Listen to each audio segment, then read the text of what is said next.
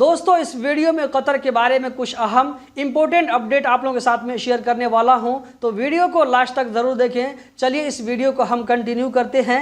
आज का जो पहला अपडेट है, ये अपडेट आप में से ऐसे भाइयों के लिए जो कि कतर ड्राइवर वीजा पर जा रहे हैं, तो ऐसे भाइयों के लिए एक अच्छी खबर हो सकती है।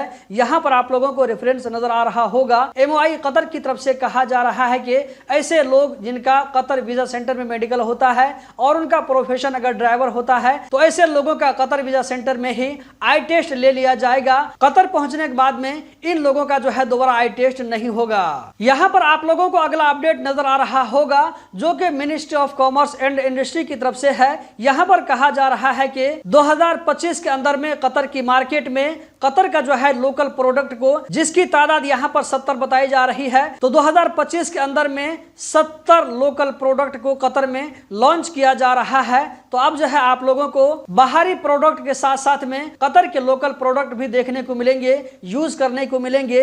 ये बात जो है कतरी मिनिस्ट्री ऑफ कॉमर्स की तरफ से कहा जा रहा है। हम बढ़ते हैं अगले अपडेट की जानिब। यहां पर आप लोगों को रेफरेंस नजर आ रहा होगा जो कि बलदिया की तरफ से है। तो बलदिया की तरफ से कहा जा रहा है कि कतर में जो आम दुकानदारों को रेट दिया जाता है कि आपको इसी रेट में ये फला सामान बेचना है, तो इस रेट पर कंट्रोल करने के लिए, इसको आगे न बढ़ने के लिए, इसकी जो है देखरेख करने के लिए कहा जा रहा है कि 2025 के शुरू से लेकर के अब तक 58,180 कैंपेन चलाए गए हैं, जहां पर दुकानों में जाकर के चेक किया जाता है कि ये सामान कितनी कीमत में बिक रहा है।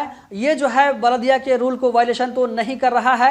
इसी के साथ साथ हम बढ़ते हैं अगले अपडेट की जानिब। यहां पर आप लोगों को रेफरेंस नजर आ रहा होगा, तो इसमें कहा जा रहा है कि 2025 के शुरू से लेकर के अब तक 2,911 कंपनियों को बनाया गया, यानी कि 2,911 कंपनी जो कि बिल्कुल नई नई रजिस्टर हुई कतर में। यहां पर आप देख सकते हैं कि एक तरफ तो कतर में काम कम बताया जा रहा है, लेकिन इसी के साथ साथ यहां पर आप देख सकते हैं कि लगभग 3,000 नई कंपनी ओपन हो चुकी है 2025 से लेकर के अब तक। अगला अपडेट यहां पर आप लोगों को नजर आ रहा होगा, इसमें कतर के बादशाह शेख तमीम बिन हमद आल सानी की जानिब से आप लोगों को मालूम होना चाहिए कि कल परसों की बात है, इराक में एक मार्केट में बहुत ही भयानक आग लगी थी। इस आग में जो है कुछ जानों का भी नुकसान हुआ है। तो इसके बारे में कतर के बादशाह शेख तमीम बिन हमद आल सानी की तरफ से ताजियत का इजहार किया गया है और अफसोस का इजहार किया गया है।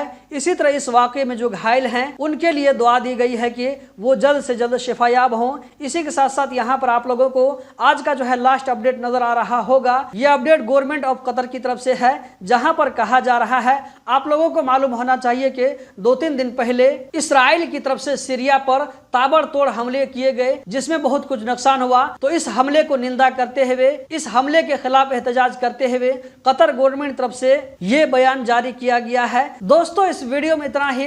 कतर के बारे में हर छोटी बड़ी खबर से बाखबर रहने के लिए गल्फ एक्सपर्ट यूट्यूब चैनल को सब्सक्राइब करें, वीडियो को लाइक करके आगे जरूर शेयर करें। बहुत बहुत शुक्रिया।